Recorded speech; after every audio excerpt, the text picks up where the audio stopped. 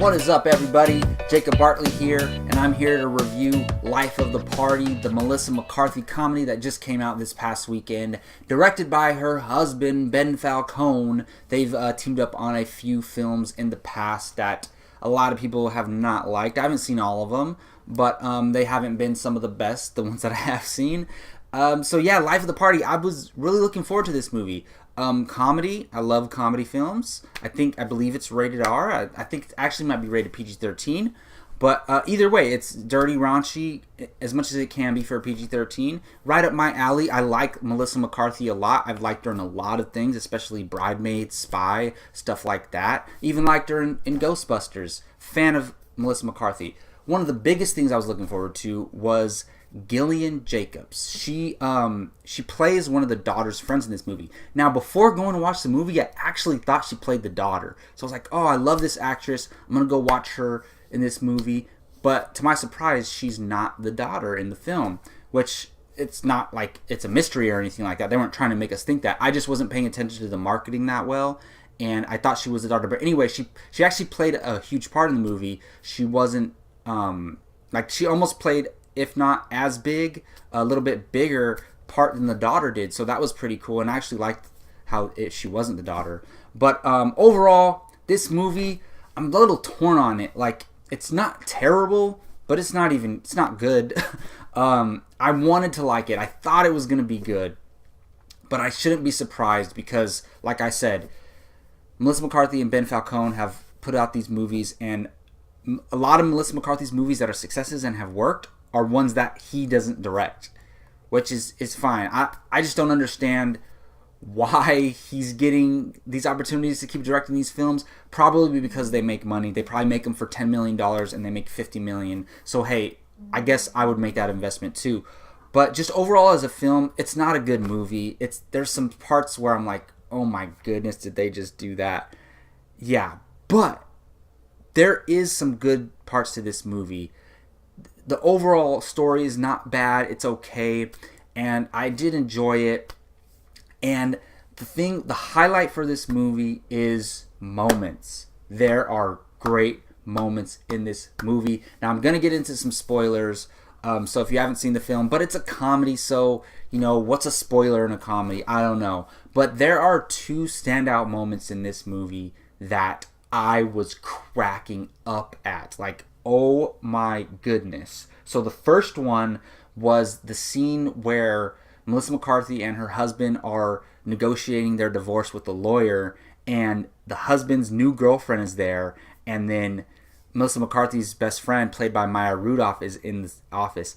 I was dying during this scene. It was so hilarious to see them interacting and like talking crap to the ex-husband's girlfriend, and the ex-husband's girlfriend was funny too, and I just love this. I love Maya Rudolph. She was a little bit over the top in this movie. Like, Maya Rudolph is hilarious in movies, but like sometimes she's playing a character and they seem like real people sometimes, and I like her in stuff. But in this movie, she was funny, but she was way over the top. Like, she didn't seem like a real person. She just seems like someone who just overly react to everything in this movie. And while I did think some of the lines that she said were hilarious, she was a little bit too over the top in this movie. And I fault the director at that, because I'm sure the director told her, hey, just go balls to the walls, just go as crazy as you can.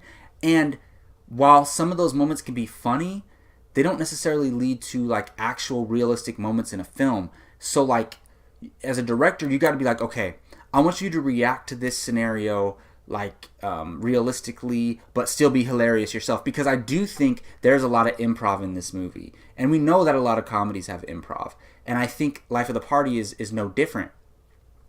So anyways, this scene where they're negotiating the divorce was hilarious, and I guarantee you it was improv for the most part.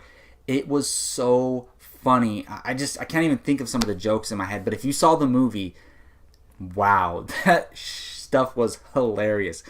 And even topping that was the restaurant scene. So this was so sitcom cliche type, but it was so funny it worked.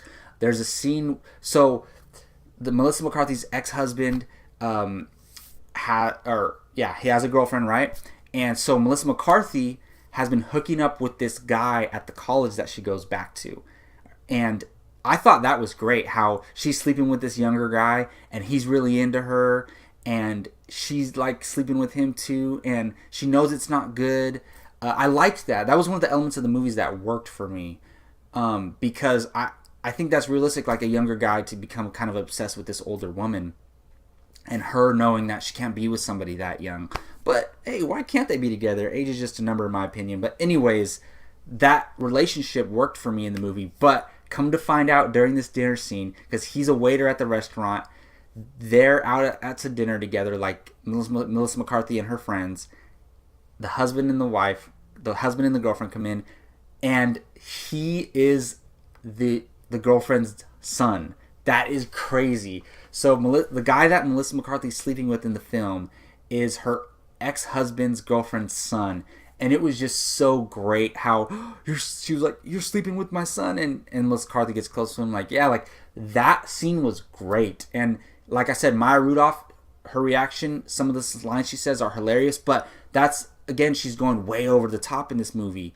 And I think she could have just been a little bit more subtle and would have been more funny. But overall, those two scenes, the court scene, not a court scene, but the divorce negotiation scene and the restaurant scene, oh my goodness, I was cracking up. It was so hilarious. And there's also certain jokes throughout the whole entire film that made me really laugh and had the audience laughing. But like I said, overall, it's not a great movie, or not even a good movie. But for what I was looking forward to, Gillian Jacobs, I really liked her in this movie. Now, the reason why I was looking forward to seeing her, I watched this show called Love on Netflix. And if you haven't heard of it, you just hear a show called Love. That sounds dumb, but it's actually a really good show, and it really has a lot of heart to it, and especially season 1. I don't know about season 2. I think season 3 is coming out, or might be out. I haven't watched it yet. But Gillian Jacobs is the standout in that movie. She is amazing in that show. She's not a standout in the movie, but she's a standout in the show. She's amazing in that show. So I was looking forward to her, and I'm excited for her to get more opportunity as an actress going forward in her career. And I thought she did a really solid job. Her character was okay, like she was written okay, but that's not her fault. She did the best she could have done with that character, and I just love the way she carries herself, like her swag, if you will. Like, she's really cool, like not give a crap type attitude. That's how she is in the show, kind of, and that's how she is in this movie. And I really liked her in this movie, so I think this is like, producers will see her, oh, she was good in this, let's give her more opportunities. So that was one of the positive elements of this movie for me. But like I said, as a movie, as an entirety, I wouldn't say, if somebody asked me, hey, is Life of the Party a good movie? I would say no. But there is quality in it in entertainment value. It's very enjoyable to go out. Like, I took a date to this movie, and you just go watch the movie, have a beer, have some snacks, and laugh your butt off. That's what this movie did for me. And for that reason, I give it a positive review, because there's movies that you just need to go out and have a good time with, and you can't go in and take this seriously. Just go in and just enjoy the laughs. And for that reason, I do see quality in going to see Life of the Party. Maybe don't pay $15 to see it, but go on a discount day, pay $8 to see it or something like that. I think you might have a good time if knowing what you're getting into with these Melissa McCarthy, Ben Falcone directed films.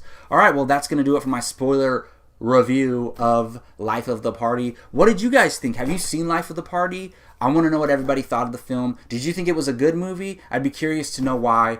Do you agree with me that it's okay, but the comedy works enough to make it worth going to see? Or do you just think it's total crap? Which it almost is total crap, I'm not going to lie. I wouldn't argue with you if you thought that. Let me know what you thought in the comment section. I'm Jacob Bartley for Apocalypse Movies. Subscribe to our channel if you like things film. We talk a bunch of stuff. Go check out our shows. We're on iTunes and everything. Thanks again for watching. Till next time, see you later.